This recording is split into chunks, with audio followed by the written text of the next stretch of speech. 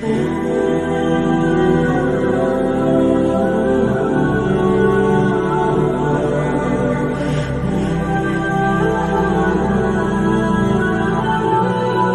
के बारे में बताते हैं तो लोग मूर्ति पूजा, अच्छे खासे लोग मूर्ति पूजा छोड़ देते हैं।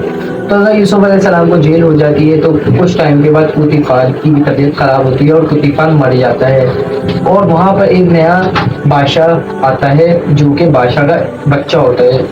कुतीफान जो था एक वजीर था, और जो बादशाह जो होता है, जो मेन पूरा मिस्र का बादशाह होता है, वो मर जाता है। तो उसका जो बच्चा होता है वो उसको संभालता है। उसका बच्चा जो होता है वो थोड़ा नेक होता है, वो देखता है कि क्या क्या केस होते हैं। तो उसको पता चलता है कि उसके ख्वाब में एक ख्वाब आता है, तो वो कहता है कि ख्वाब की ताबीर बताने वाला कोई बताओ जो कि करेक्ट ख्वाब की ताबीर बताए। तो लोग कहते हैं कि जेल के अंदर एक ईरानी गुलाम है जो कि यूसुफ नाम है, जिसका नाम युजारतिफ है।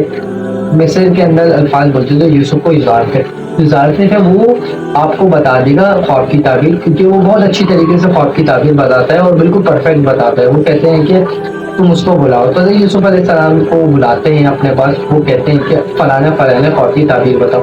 अगर यूसुफ अलैहिस्सलाम ख्वाब की ताबीर बताते हैं कि कुछ साल हमारे लिए बहुत ज़्यादा नेमतें अल्लाह की नाजिल होंगी, और कुछ टाइम पे यहाँ पे गंदम वंदुम सब खुशक हो जाएगी, तबाह बर्बादी आ जाएगी, कुछ फसल वसल नहीं उगेगी, बारिश इतनी होगी कि फसल वगैरह सब बर्बाद हो जाएगी। तो वो कहता है कि इतनी परफेक्ट बात, अच्छा इसको कोई तोड़ बताओ। तो यूसुफ अलैहिस्सलाम कहते हैं इसका तोड़ ये है कि आप लोग गोदाम बनाएं, और गोदाम बनाएं ताकि आप कुछ साल की सेविंग करें, और कुछ साल की आप लोगों के लिए वेस्ट जो हो रहा होता है उसको हम सेविंग करें। जब बुरा वक्त आएगा, जब बारिशों का वक्त आएगा, तबाह बर्बादी का वक्त आएगा, उसके अंदर हमारे 2 साल का माल है वो पिछले साल तक भी चल सकेगा।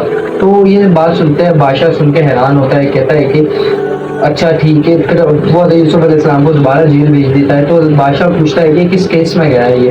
तो बादशाह को बताते हैं कि पोतीफार की जो बीवी होती है जुलेखा, उसके साथ उसको गलत हरकत की वजह से उसको जेल में डाला है।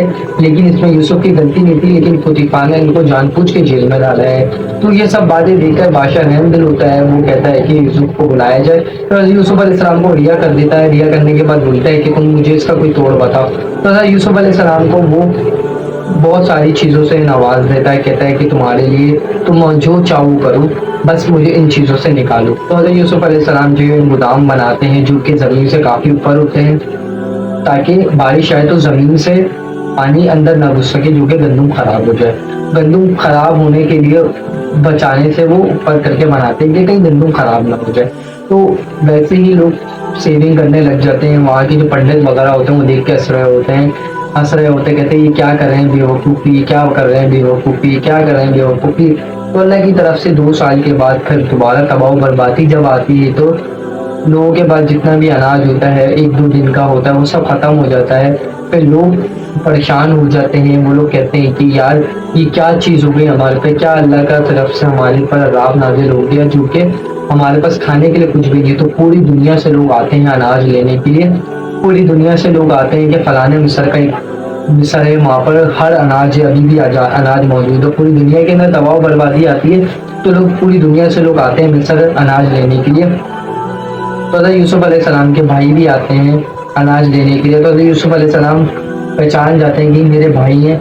तो हज़रत यूसुफ अलैहिस्सलाम कहते हैं कि तुम्हारा एक छोटा भाई है, तुम उसको भी बुलाओ, उसको भी हम हिस्सा देंगे। तो हज़रत यूसुफ अलैहिस्सलाम लोगों को फ्री राशन दे रहे होते हैं, जिसकी वजह से अनाज जो गरीब लोग होते हैं उनको फ्री अनाज देते हैं, जो पैसे वाले होते हैं उनको पैसों का देते हैं। तो उनके भाई को बोलते हैं कि तुम्हारा एक छोटा भाई है, उसको भी तुम लेकर आना अगली मरतबा साथ, तो तुम्हारे को मैं ज़्यादा दूंगा, उसका भी हिस्सा दूंगा। तो ऐसा ही होता है। कुछ टाइम के बाद उनके भाई दोबारा राशन लेने के लिए आते हैं, तो वो बिन्यामीन को साथ लेकर आते हैं। अतः याकूब अलैहिस्सलाम मना करते हैं, कहते हैं कि बिन्यामीन को नहीं लेके जाओ, बिन्यामीन को नहीं लेके जाओ। तुम यूसुफ को भी लेके गए थे तो बिन्यामीन को भी